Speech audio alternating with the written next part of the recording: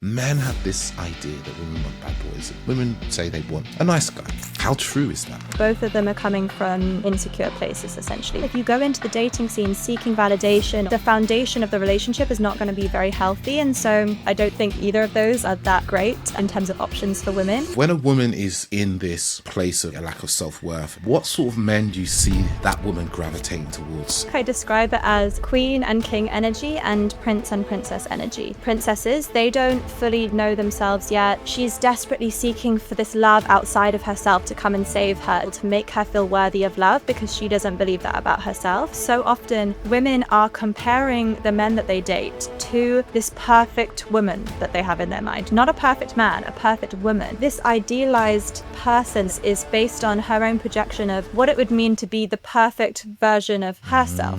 Speaking from generalized assumptions of the other, we don't allow ourselves to actually connect with people really. Yeah. And then we complain that dating is impossible. Could I ask you? Yeah, go for it. What do you think is like a deep wound that men have that women don't fully understand? Yeah, the masculine wound is about... So, welcome back, listeners. Welcome back to another wonderful episode of the Authentic Man podcast. And today I have with us a guest, and we're going to dive into what women want, right? What women want in 2025, right? I think is important, because sometimes we might think of what women want and we're thinking, we may be listening to something that was made 5, 10, 15 years ago, and times change, things shift. Women want different things, men want different things. But we're going to dive into it with a woman who works with women, knows women, understands them, had their own experiences of dating, to come through to learn what it is that's important, what it is that women want when it comes to love, what it actually works with women to create healthy, loving, connected, passionate relationships. So today we have with us Monica. How are you doing today, Monica? I'm great. Thank you, David. Thanks for having me. No, it's a pleasure. It's a pleasure. I thought I'd just dive in, actually, the first question, actually. And I'd love to know, just to set the scene, when it comes to your clients, what sort of women are you working with, in terms of age bracket, jobs, ambitions, the way they want to live life? What sort of women is it that come and work with you? So I typically work with women. One of my clients actually at the moment is 22, but typically it kind of ranges from, I'd say, around 28 to maybe 42, that kind of age.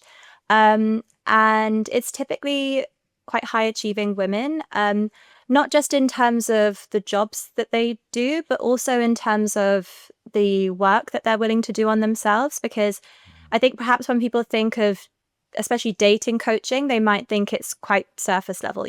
I just direct them with what to text a boy or things like that, but it's much deeper work than that. And so it does involve for my clients to be willing to do that work, basically to do that deep inner work, because we will look at childhood conditioning and past wounds and all that kind of stuff, and how that is then directing their lives in the present in terms of in their love lives. And so yeah, it's typically women who have been on a bit of a personal development journey, who are willing to do that brave work of facing their wounds, and women who are ready to attract their king, as I describe it. Yeah, so there's women who are really looking for an actual relationship as well, I'm hearing, and you haven't said it, but they're looking for that. I hate to use terms like this, but for some reason, this was come to me like that forever relationship. Yes, 100. Yeah, definitely the long-term commitment is what they're looking for. And what do you see? What are the struggles these women come to? What are they struggling with when it comes to, dating, finding a relationship? They're a high achieving woman. They're probably, they're focused, they're determined, they know what they want, they go after what they want. What are the things that they struggle with when it comes to dating? Well, especially I think because of the high achieving element, what I see typically is things like their past conditioning, making it so that they believe they're only lovable based on conditions. And so then how they then operate in relationships is feeling like they have to earn love in their relationships and really work for it, which obviously doesn't necessarily create a foundation for a healthy relationship dynamic. Also, especially for the women who are, very successful in their work and all of those kind of things, then I think things like being perhaps a bit too hyper independent and saying that they want a relationship, but then their actions aren't necessarily demonstrating that. Perhaps also an element of perfectionism, meaning that they prioritize more superficial traits rather than actual compatibility. And I like to talk about feminine energy as well. And so some of my clients as well, perhaps because in the workplace, they have to be so tapped into their masculine energy, then sometimes they're seeing that overflowing into their dating and relationship dynamics, which are then causing some issues in terms of sexual polarity and, attracting the type of partnership that they want into their life. Mm, mm. It's super similar to, as I said, my partner also, who regular listeners know, very similar to demographic to her clients who I speak to. So I have a little glimpse into that world. Yeah. And I guess the thing that's on my mind is men have an idea of like what women want.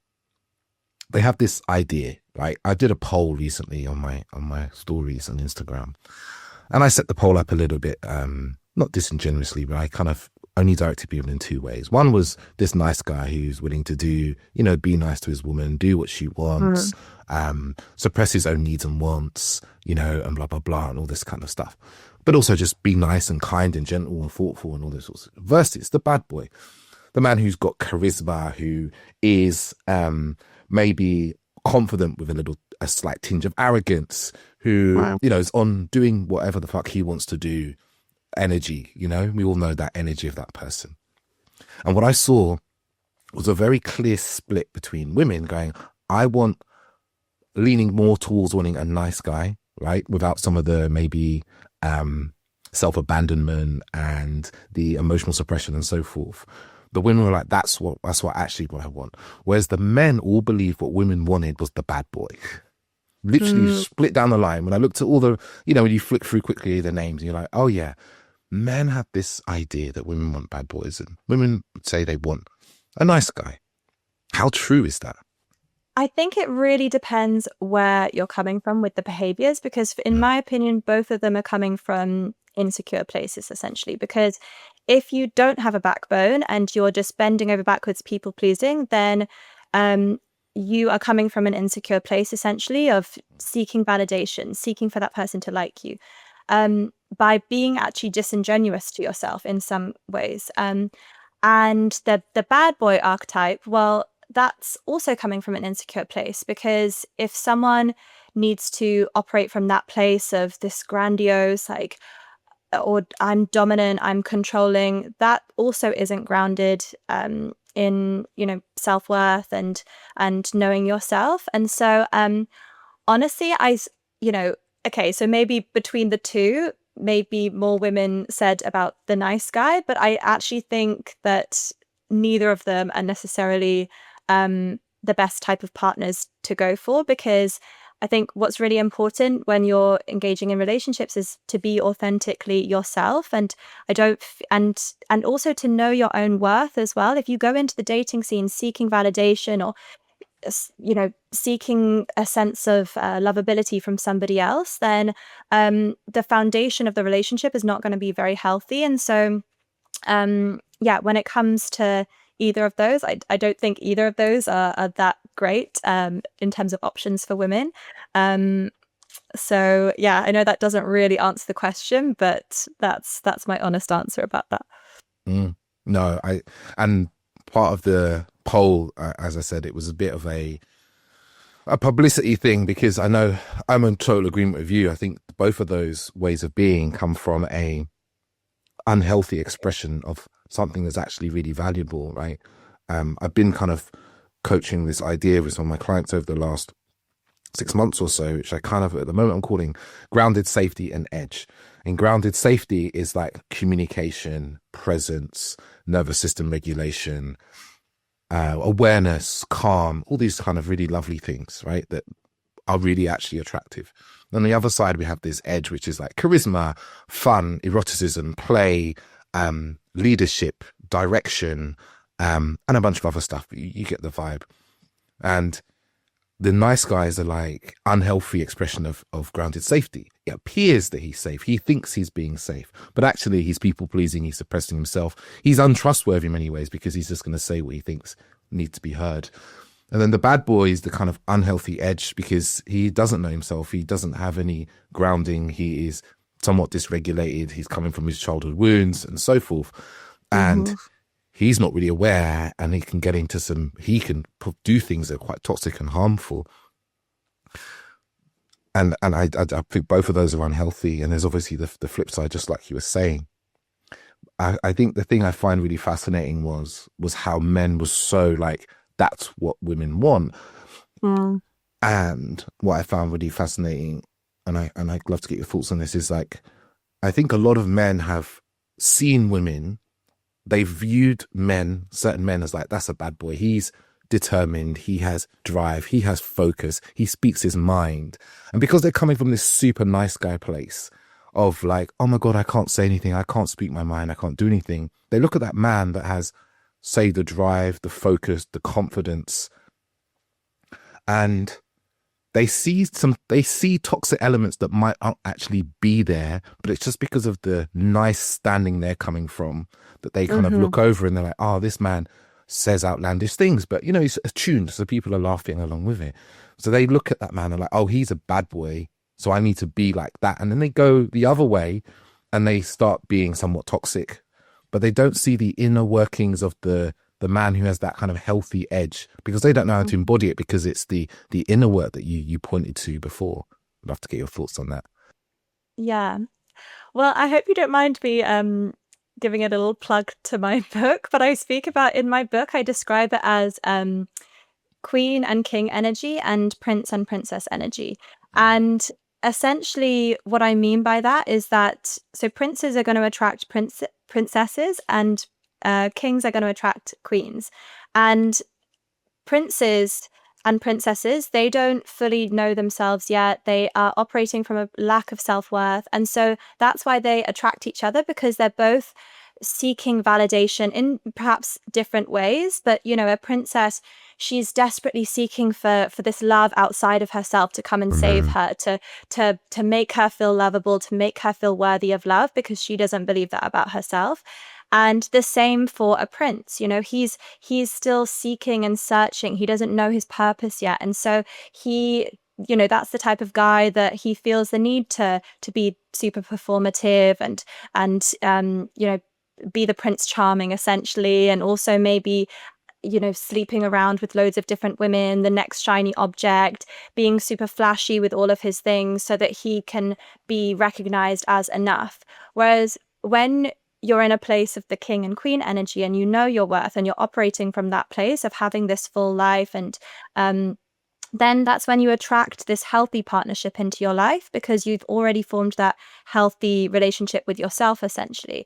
And so yeah, I do say that the people that you attract into your life in terms of partnership and relationships and even dating, a lot of the time you're attracting someone in the same psychological wounding as you essentially, and it can manifest in very different ways.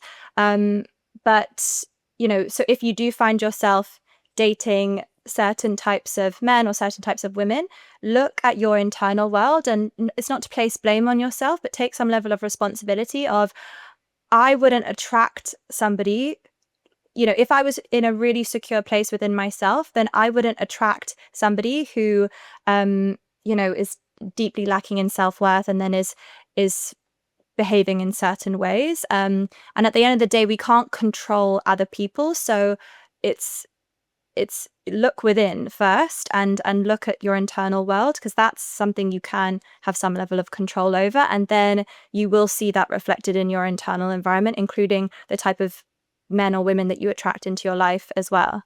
And that must be hard to hear for some people, right? When they come to you and they're like, oh, I've been doing the work for years. I've read all these books. I've been listening to this podcast for, you know, God knows how long. I'm doing the work and I'm still attracting these guys who are, just call them, as you said, are princes. They're still trying to prove themselves. They're still trying to be someone to prove to the world that they're worthy and so forth. What do you say to those women? Well, I've been that woman. That's the thing, is I've this is part of why I do this work, is because I had a realization, I think it was maybe like 4 years ago or something, where I had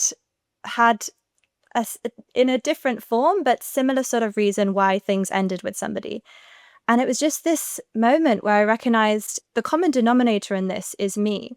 And it wasn't to place blame on myself, but it was just a moment of realization of I can take back my power in this situation. I always just thought I was such a victim of circumstance in my love life.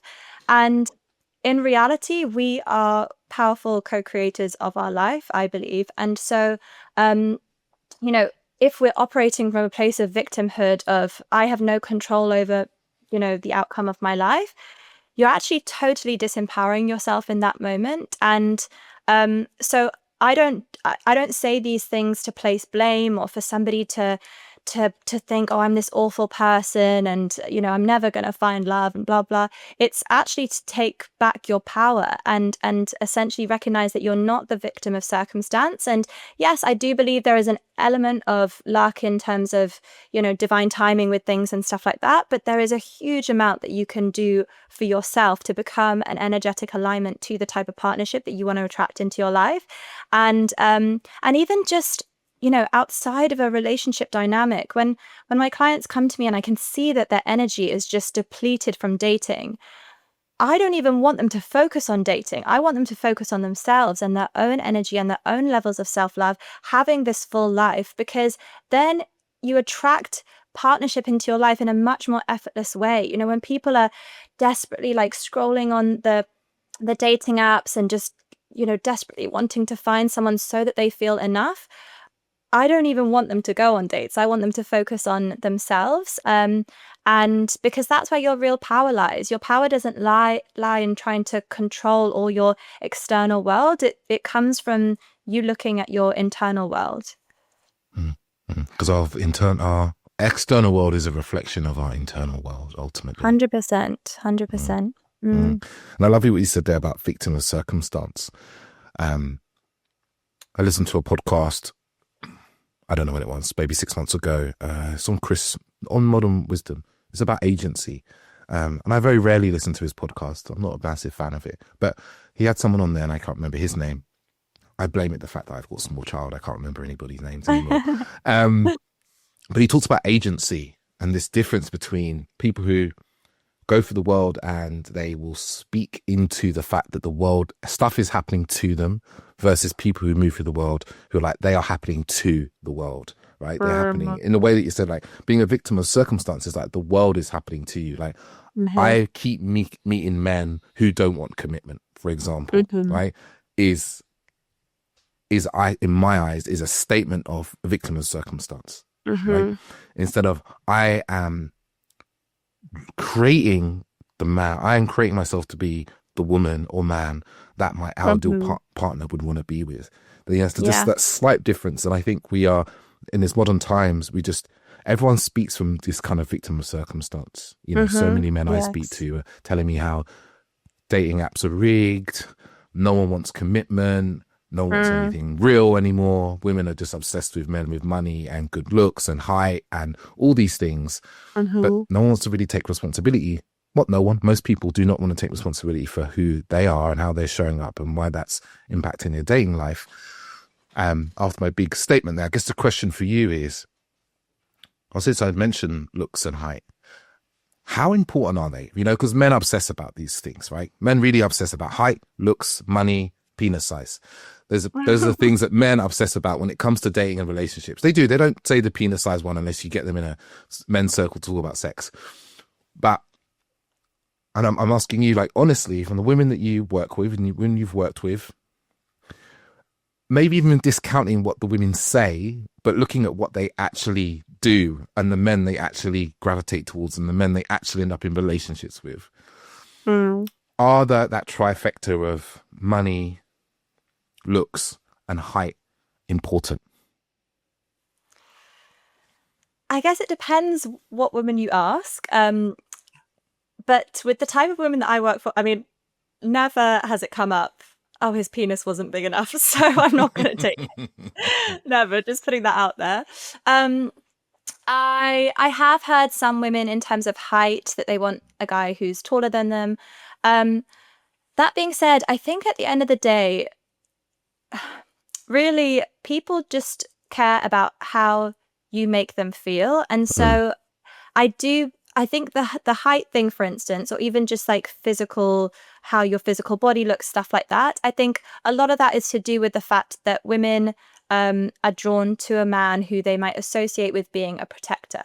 mm, And then in terms of the financial element, I do think there's a part of women that are drawn to a man who shows that he has a provider mindset, because that I think that's the key thing as well, is that providing, I think men associate that with just with the wealth element, but providing for a woman in terms of what makes her feel good, it doesn't necessarily need to come in the form of finances. But that's why, like, for instance, on a first date with a woman, if you can just organize all the logistics and just make it as like enjoyable for her as possible so she can just relax, that is so attractive to a woman, and that is providing for her. um and so I think to put it down to like just the finances or just the height or just these things, i think it's um I think it's a bit more complex than that, because it's like, how do you make her feel? And it doesn't necessarily have to come in those specific forms. But if it ends up being that the guy pays for that date, then yes, there is an element of like the provider part coming in there. But it's more that how you then make her feel, because you're demonstrating to her that you have a provider mindset. Does that make sense? yeah. That makes sense. Completely makes sense. Provide. I like how you framed it there. Provider mindset, and that's what I heard you say. Organizing of the date, for instance, I talk a lot about with men is this kind of masculine leadership of like Yeah. being able to go, as you said, with the feminine energy. The polar of that is the masculine energy and the masculine leadership of going, okay, I've asked this woman out. She said yes. I'm going to take care of all the structure. I'm going to take care of the time, the Yeah. space, and the structure of it. Yeah. I'm going to go, hey, when are you free? I'm free on this day. Great. I was thinking we go and do this thing here, and then after that we'll go and do this. How does that sound to Yeah. you? You know? So nice for a woman to just It is. It is. I know. I learned this many years ago. Create structure, because create structure for someone to step into. We all are looking for leadership in our lives, right? We're all looking for people Yeah. to lead us at times in our lives. I think it's important. I'm curious about the provider mindset, as you put there.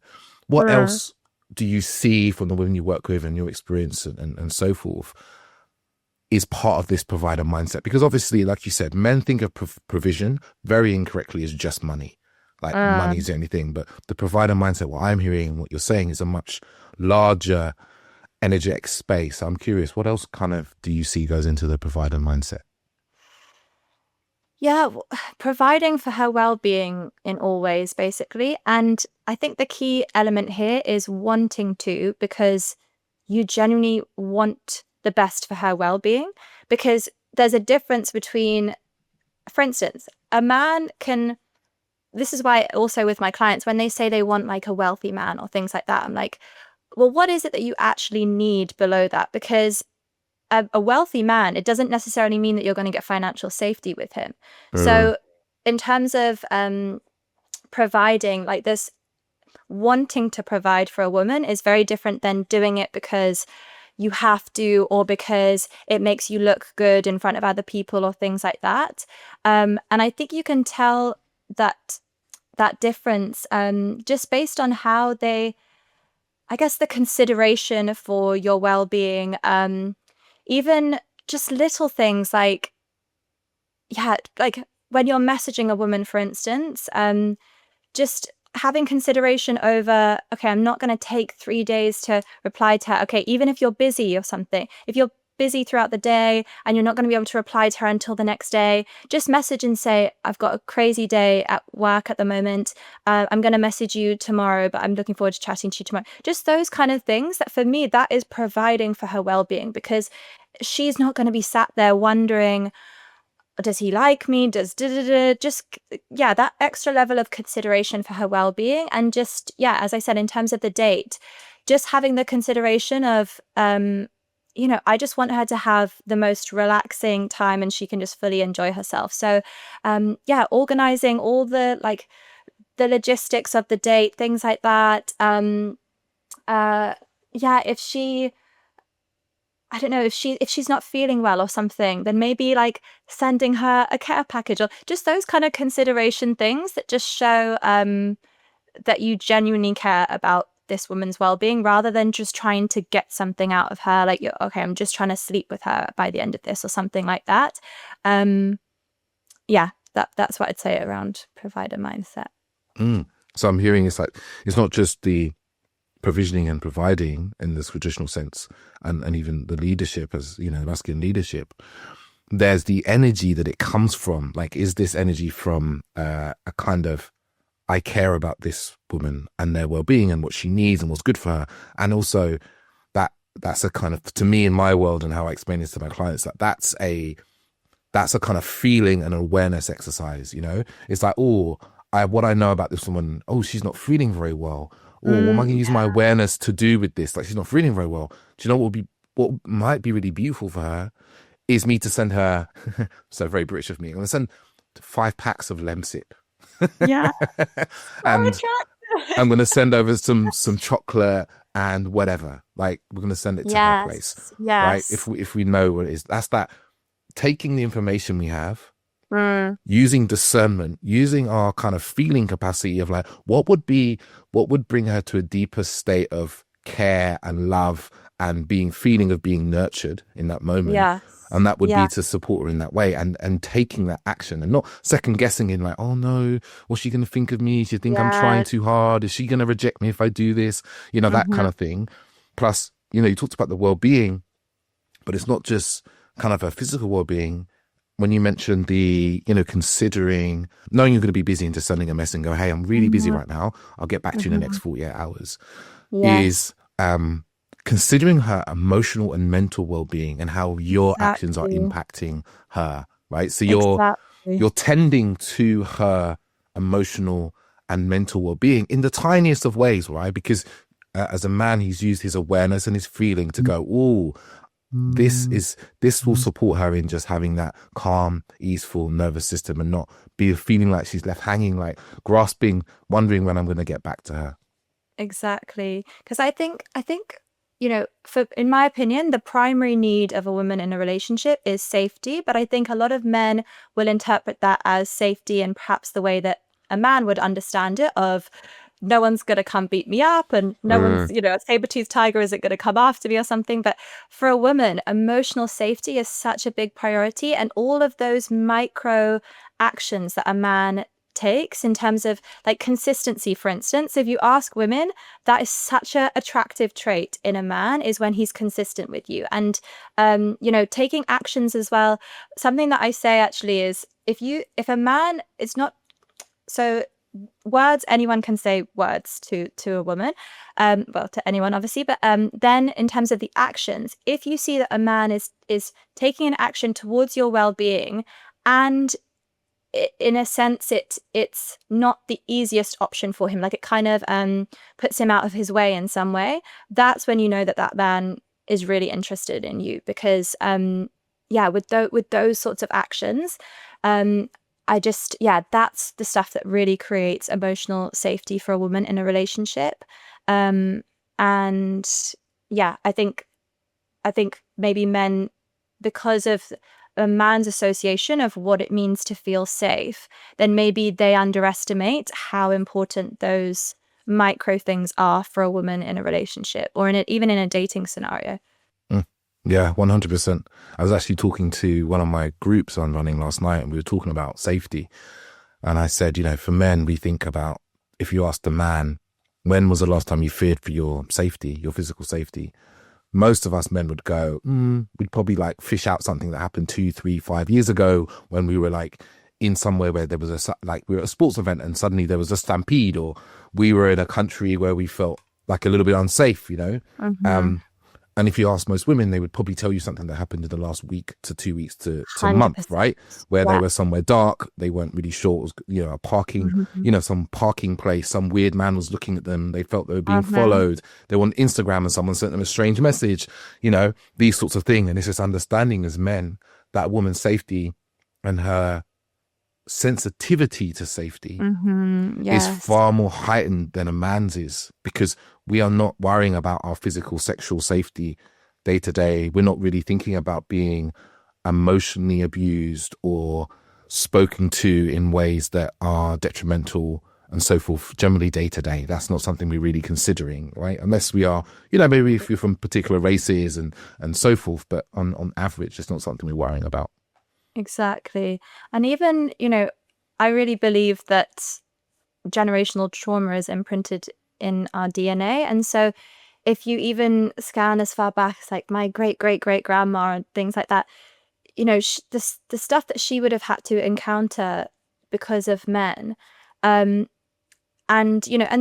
this is the thing is I obviously we can't, if one man does something bad to us, we have to work against like putting all men under that same umbrella. But you have to understand that in terms of like our DNA, it's actually even within our DNA, we have to be on ultra. Does that? I don't know if I'm not explaining this in a very scientific way, but just I believe that sort of trauma is imprinted. Like The Body Keeps the Score talks all about like how past trauma is imprinted within our bodies, and so even like with energetic blockages and things like that. And so even though a man might not fully understand how that feels, I think just having the awareness around that can maybe help for men to understand just how important safety is for a woman in a relationship. No, 100%. I agree with you. I see it. Generational trauma moves, you can say that it moves through the language that our mothers or grandmothers speak to us in from a young age, and gets embedded in our nervous system just through the cultural energy that we can be in, or it can move through, I think it's Bruce Lipton that's done the work around epigenetics and how these things move through in that way. You can even argue, I would say, through attachment styles, that there's a level of that is generational trauma that passes down through families. 100%. So I don't disagree with you in the slightest. I think one of the things as men we have to start to learn is these levels of safety, right? I feel quite lucky. I've got 3 sisters, and I used to have a lot of female friends when I was very young, so I got a really intricate understanding, and I spent a lot of time just asking women about their experiences from a non-judgmental place, and I learned so much about women by just listening to them for years. Which really aided my dating and relationships, because it meant I could have conversations with women that most men are too afraid of having, whether it's about their safety and something they experience and so forth, which has been something I really recommend to my clients and is valuable. Could I ask you a question, actually? Yeah, go for it. Because I have my own thoughts around this, but I'd love to ask a man, what do you think is the equivalent of that for men?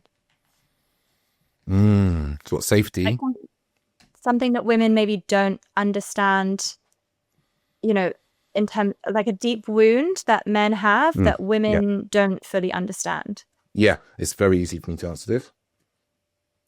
It's about being good enough.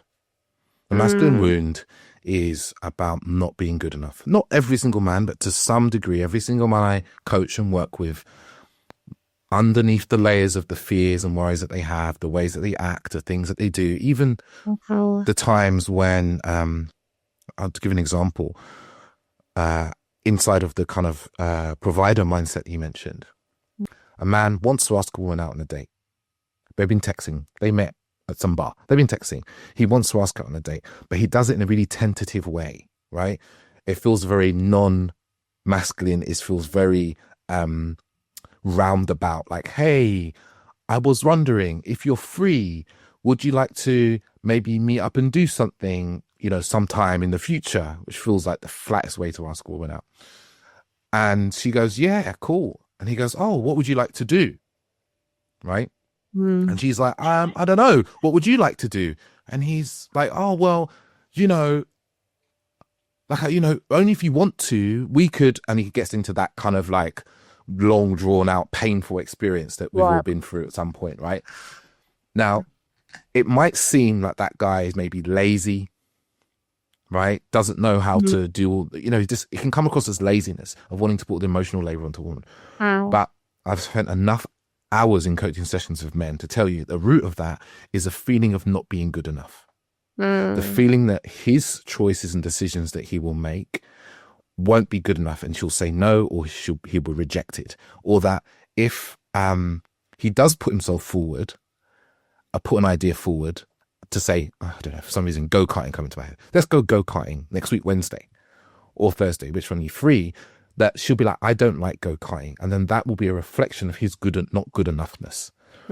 So much of the actions you see in men, even going back to the examples we were talking about, the kind of bad boy and the nice guy, at the root of it, I see, is this belief that who they are isn't good enough. And then to add a little more to that, men continue experience in the world that who they are isn't important. We grew up learning that what we produce is important, what we do is important, how much money we make is important, how we look is important. So all the externalized pieces is what's important about a man, and it gets reinforced through media and all these sorts of things.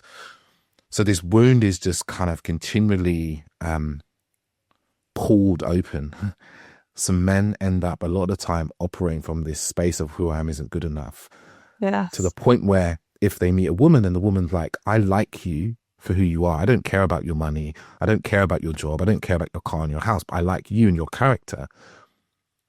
That can go so deeply against how he feels about himself that he may reject that woman because he can't understand why she would want to spend time with him. Maybe this might not be conscious. He might find some other reason. But I've seen this with numerous clients. They reject women, and later down the line, I'm like, what happened there?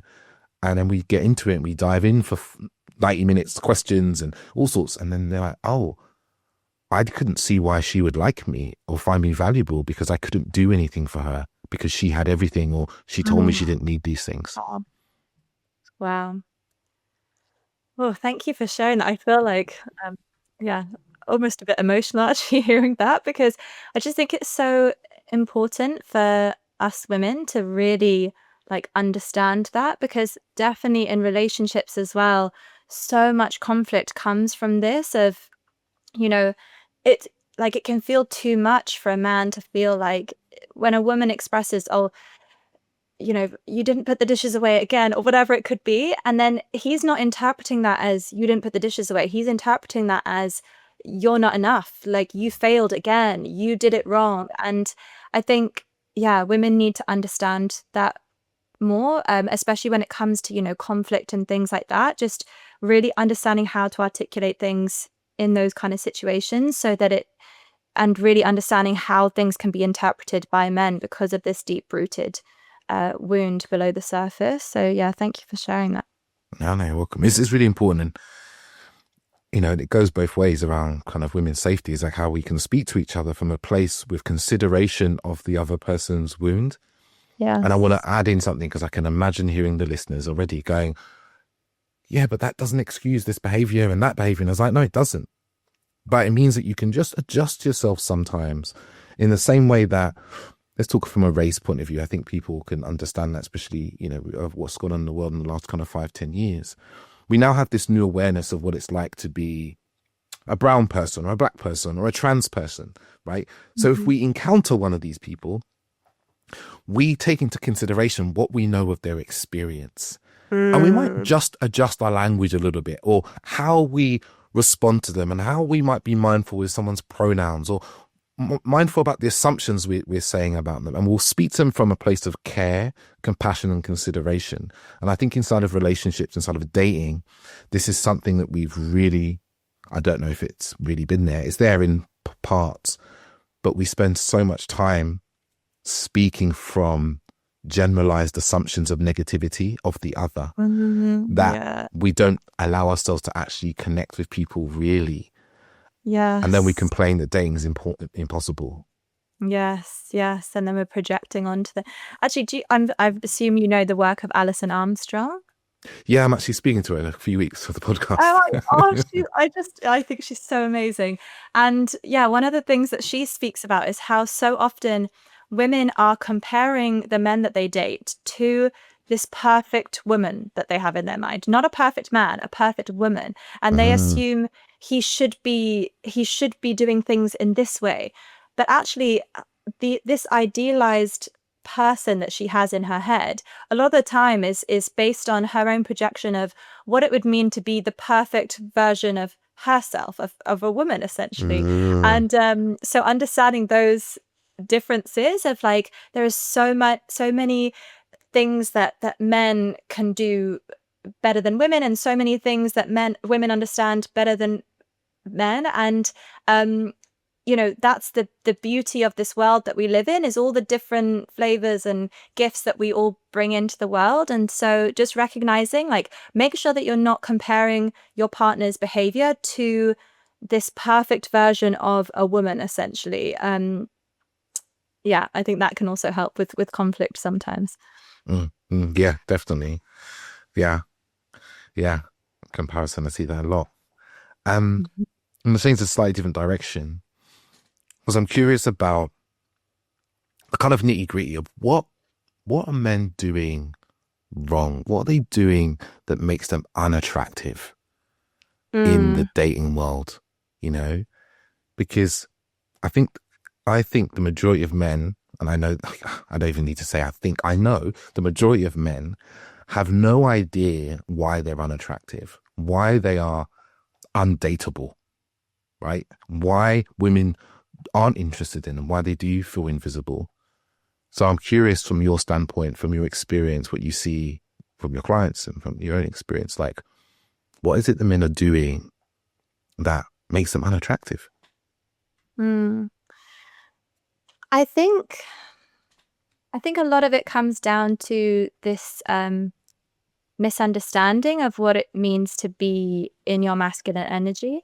And we kind of addressed it a little bit, actually, I think before we started the podcast, about all these mixed messages that are coming to men of what it means to be a man, all these memes and, the Andrew Tates of the world and all this kind of stuff of telling men. And it's all about these external things of, get the fast car, sleep with loads of women, make loads of money, all those kind of things. And really, masculine energy is about what's going on beneath the surface, within your body, within your soul. And so I think if I was to be coaching men in terms of like how to be more attractive when it comes to dating, yes, to an extent, I'd understand, those things, those things can have an effect on the people that you date. But really, I think if you focus on your internal world, then those exciting things will be byproducts of that, but focus on your internal world. And so I'd say really understanding what it means to be in your masculine energy in terms of, like, as I said, provider mindset, protector mindset as well. And so, for instance, protector mindset, I would say to guys, go to the gym. And yes, on a surface level perspective, that is going to make them more attractive, but it's also, it presents you as more of this protector type man because you are fit and healthy, and that makes you a more attractive date. But do it because of what it provides for you as well, in terms of your own, masculine essence and all that kind of stuff. And again, like purpose, drive, all of those things. I also think self-mastery is a really good place to start as well for men if you want to become more attractive in the dating scene. I've spoken about this before, like porn and things like that, I think really are not healthy for men in terms of obviously relationships, but also in terms of dating as well. And so yeah, like sexual mastery, those kind of things. Again, for me, it's all internal basically, and then it will end up reflected in your external circumstances. But I would always say, like, focus on your internal in order to be like more attractive in the dating scene, essentially. Fantastic. I love the depth of those things. I'm going to press you again for these kind of surface level things, because, the men hearing this, they're going to go, huh? Yeah, maybe I understand that. Men, I'm not degrading your intelligence, right? But from a really tactical point of view, let's go tactical. That's like strategic. That's at the depth of us, right? Yeah. From this kind of strategic standpoint of the how we appear externally. I'll give an example. Is Grooming, for instance. It's one of those things I usually get into with guys. If they're single and they're dating and they're struggling, and I can see that grooming is a problem. They're not looking after themselves in the way they could look after themselves. They're not maybe, the haircut's not looking fresh. They haven't shaved. Forgive me, I haven't shaved, but this is part of the look. But the general presentation that they bring to a woman, right? The stuff that a man can go away and start to go, okay, I can do something about this tomorrow to start make a change on the external. I can do the shadow work, and I can start self-mastery, and I can stop watching porn, and I can do some No Nut November, for instance. Like, that's great. But there's a presentation layer. There's an external, there's stuff that the way we show up in our day to day, or with the women that we do go on dates with, or when we do approach a woman. What are some of the things that men are doing wrong kind of in those times? Okay, well, yeah. So in terms of surface level, I mean, hygiene, of course, things like that. Taking care of how you present yourself.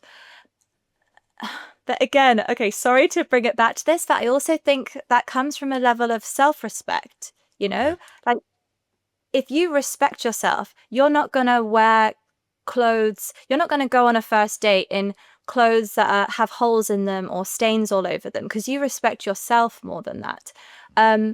And yeah, in terms of hygiene, like, respect yourself enough to present yourself as you feel like that represents you, essentially.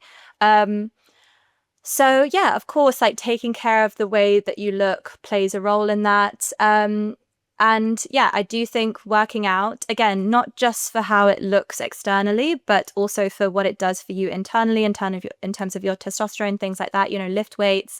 I do also think, having some kind of purpose as well is very attractive. And yes, I also do think, within the world that we're living in right now, like, earning decent money as well, honestly, that does help present you as somebody who could be a good provider for somebody, especially if they want to have children with this person. I also think in terms of how you approach a woman, and how you're messaging her and things like that. Again, for me, this is internal, like, knowing your worth and not coming from a place of desperately trying to seek validation from somebody is such a different energy when you're in the dating scene of, some men are so persistent with their messages, and there's such a difference between a man who is choosing you, and and that's very attractive, to know that a man is choosing you. But the men who you can tell also they're messaging loads of different women and just desperately trying to get attention from anyone that replies, they've kind of, I don't like to use the term like devalued, but they kind of have devalued themselves in that situation by presenting themselves as like so desperate for attention. I mean, honestly, it's the same even in a job interview. If you go into that job interview being like, please hire me, I'm so desperate for a job, then that's just a very unattractive energy, and it will present you in such a way that you kind of are devaluing yourself and showing yourself that, perhaps you're not the best person for the job, basically. It's the same with dating, and I'd say this to both men and women. This isn't just for men. So yeah, there is all these external things, but I do still believe it comes from where you're coming from beneath the surface, essentially. Yeah. No, I totally agree with you. I think it's a depth thing. I'm just so aware. I get messages from men on Instagram sometimes, and they'll go to me, I'm invisible to women. I'm a nice person. I'm kind. Women don't look at me. They won't talk to me. What do I do? And I say, okay, where do you start? Where do you start at that point? Because that's a tough. Most women will never understand what that feels like. Women really, all women know what it's like to have men chasing after them constantly, even if that attention is negative. Right? Because most women, most when I speak to, most of the attention they get from men is unwanted attention. Men don't know what it's like to get unwanted attention, or very small percentage of men know what that feels like. I can say I have a glimpse just because I've traveled. I always say I went to India for 6 months and I really learned what it felt like to be looked at continuously all of the time, everywhere you went, for people to touch you randomly, to ask you inappropriate questions, to people, men looking over in the bathroom to try and look at your penis when you're going to the toilet. Like I've had all Wow. those things. So I've got a real glimpse into that experience. But most men are at the opposite end. They get zero attention. No one pays any attention to them. They literally walk through the world invisible, making no mark. That's how they feel. So I'm always curious about what to say to those guys, you know? And it's, you know, I resonate with so much of all of what you said, to be honest, around, you know, purpose, masculine energy and physicality and presentation. But I'm often thinking of that guy who's just like so invisible. And you know, you've answered it really well, you know, because it is really important. And I guess the one thing I would add actually, as I'm thinking, is emotional intelligence and communication. I think these are two of the biggest blind spots that men have in the dating and relationship world, where it's a bit like, I'm not sure if you're familiar, there's research that's been done about self-awareness, that if you ask someone what their level of self-awareness is, they generally say 7 or 8. Everyone says 7 or 8. You say, how self-aware are you? They go 7 or 8. No matter how actually self-aware they are, people always say 7 or 8. And I see this with communication and kind of emotional intelligence. Everyone says, yeah, I'm emotionally intelligent. Yeah, I'm emotionally intelligent. I'm a good communicator. Maybe not so much a communicator one. But actually what I see is a massive, massive gaping hole in men's emotional intelligence. And that is the thing that's really detrimental to their dating life, their relationships, because they don't have the awareness, self-awareness, emotional awareness to like read rooms, understand situations, know how to respond in the moment. Like they see a woman they're attracted to. This is an emotional intelligence exercise in my eyes. You see a woman you're attracted to. You're on the tube, for instance. She's sitting in front of you. How do you act about that?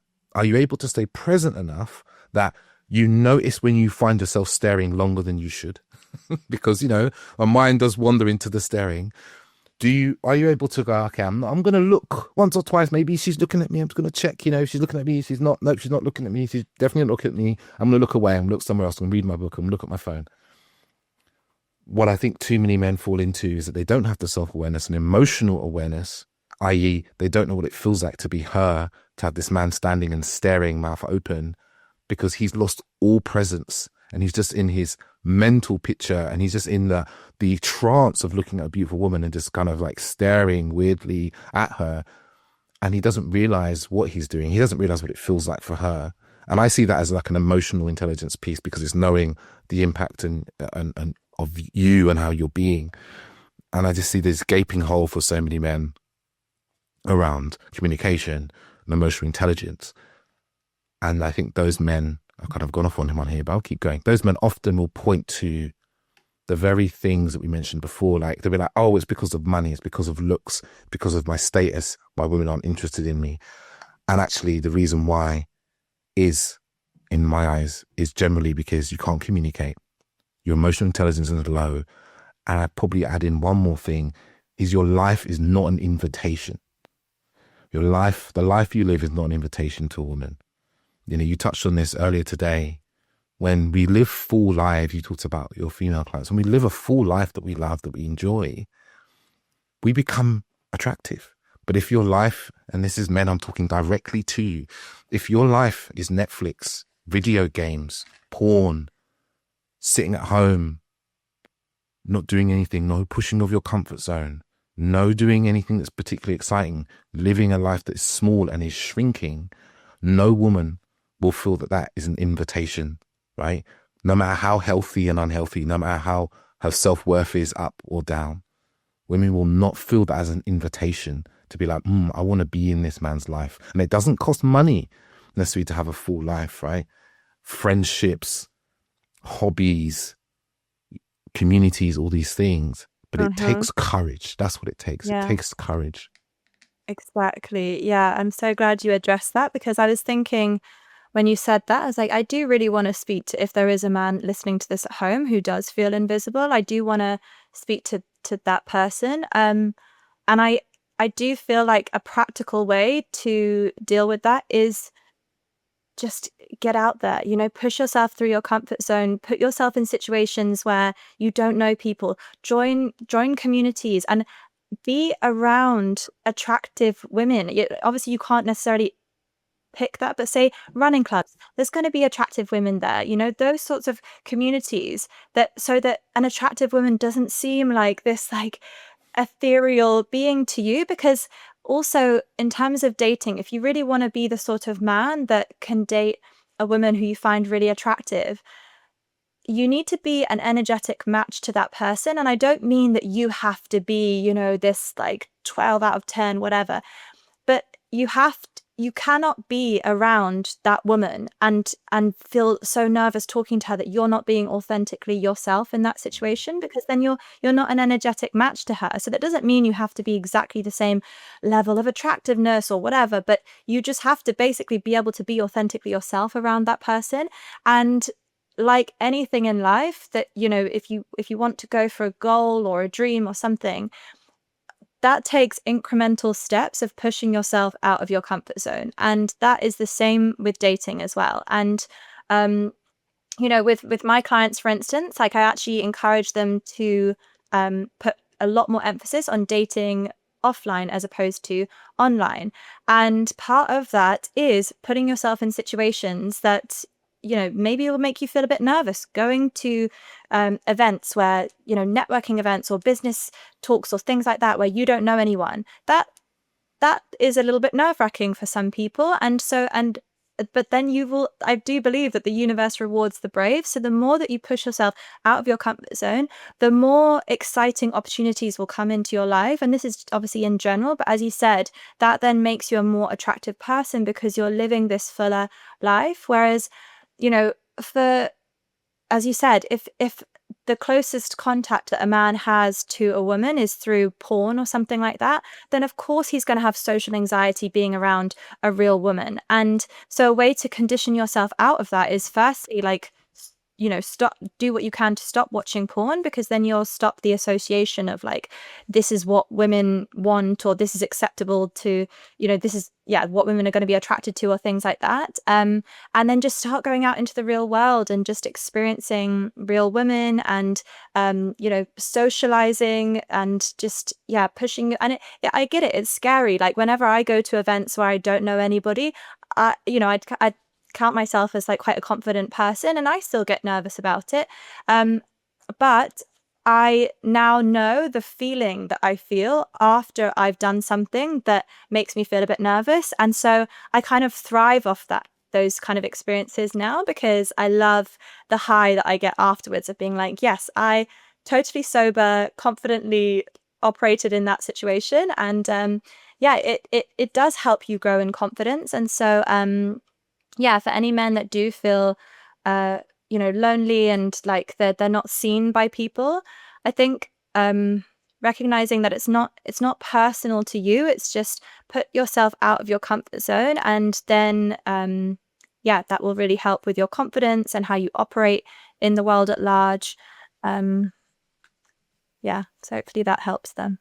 And you said something about risk taking. Risk taking is an attractive trait. Yes. A willingness to take risk.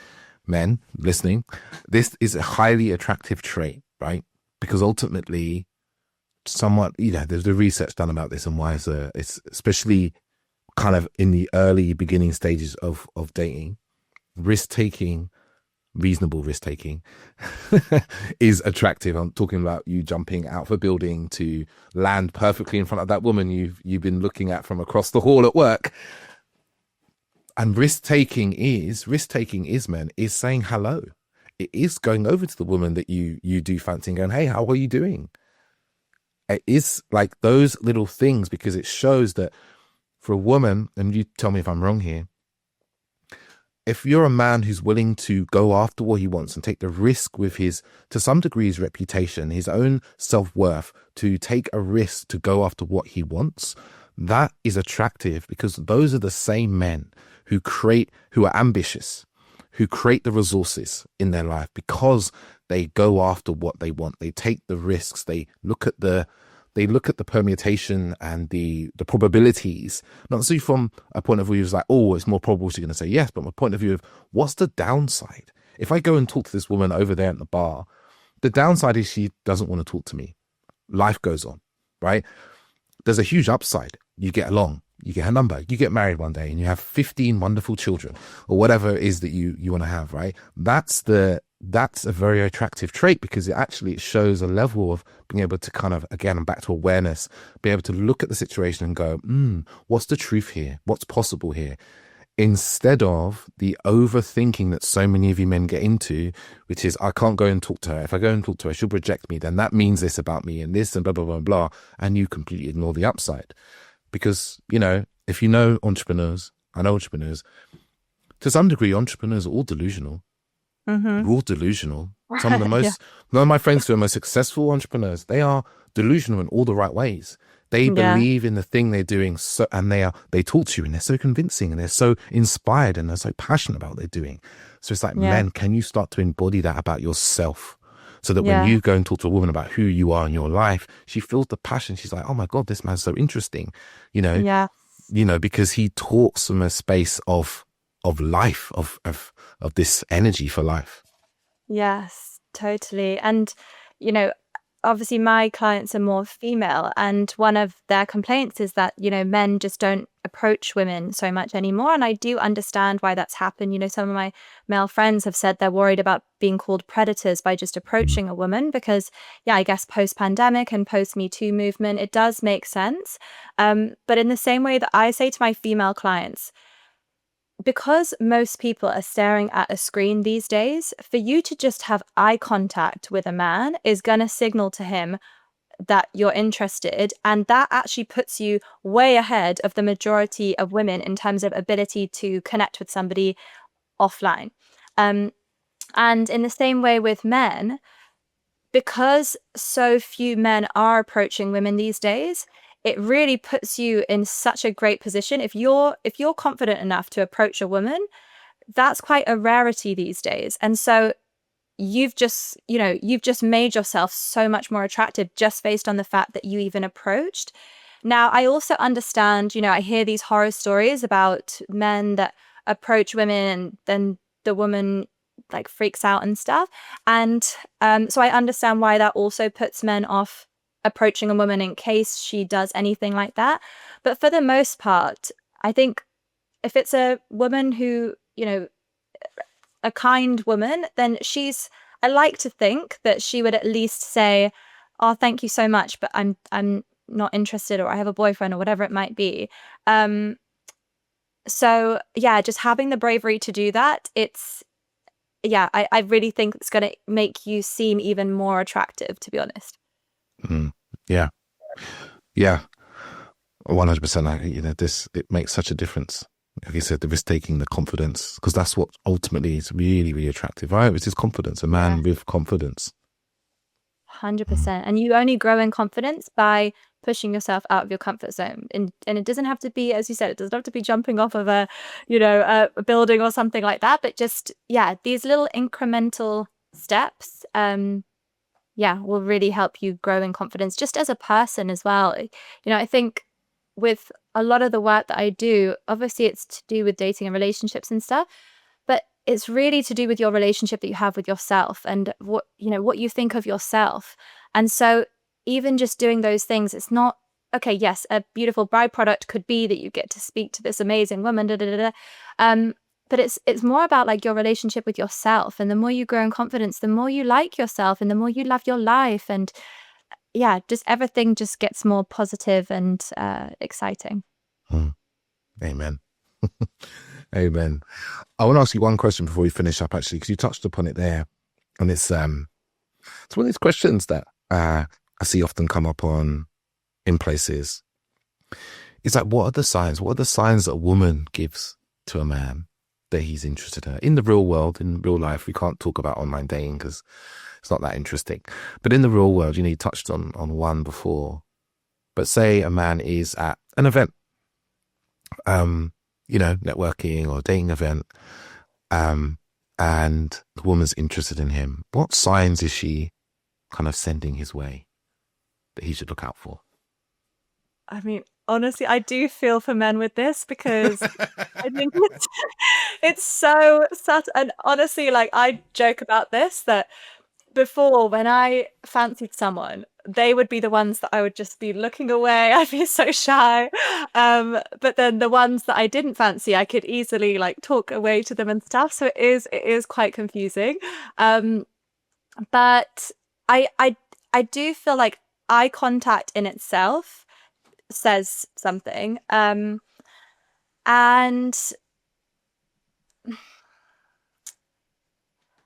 yeah, I think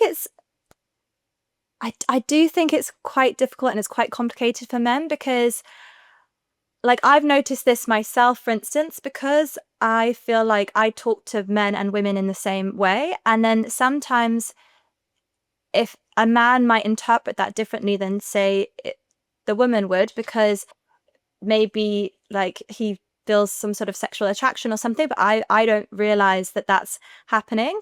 And I think, I do think that that does happen with I'm sure it happens as well with men in a lot of ways too. So I think it's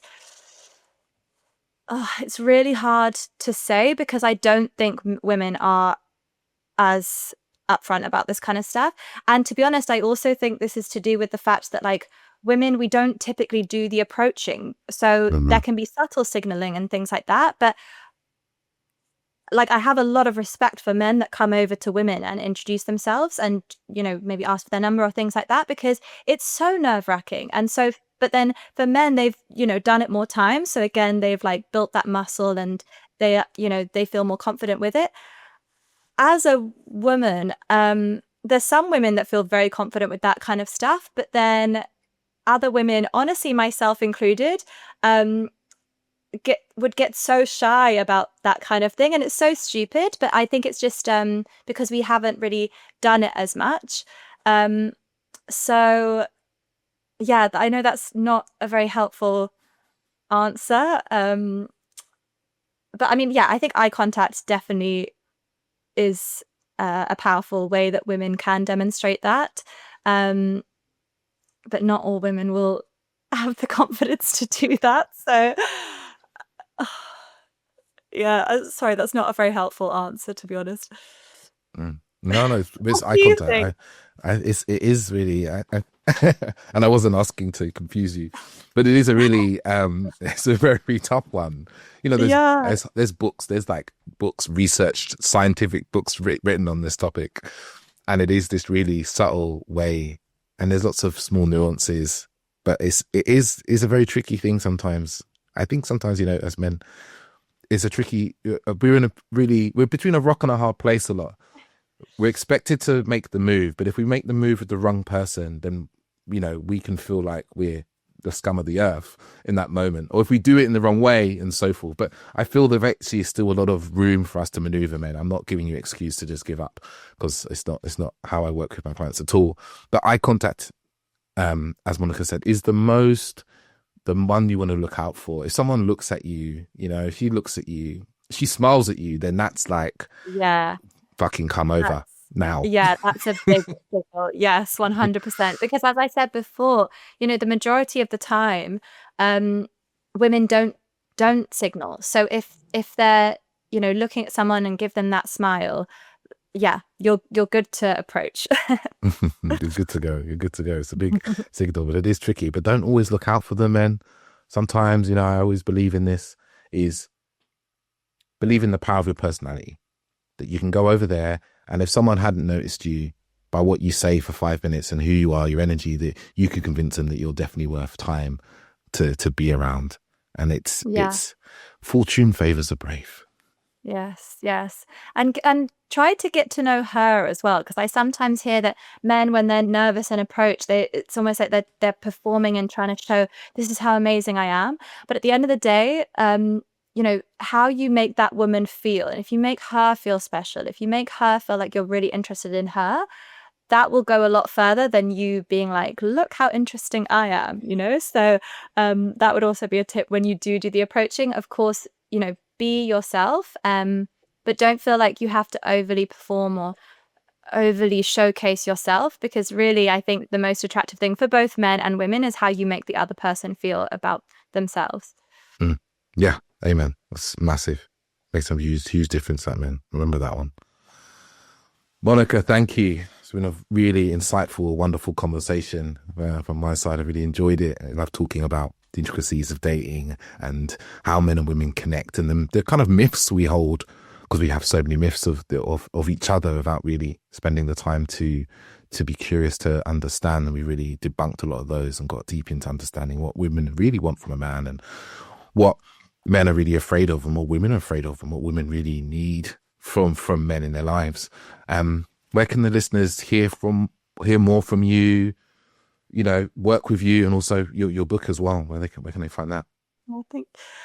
Well, firstly, I also just wanted to say thank you so much, because I also learned a lot on this podcast. So it was really great to be here with you. So people can find me at Instagram and YouTube with love.monica.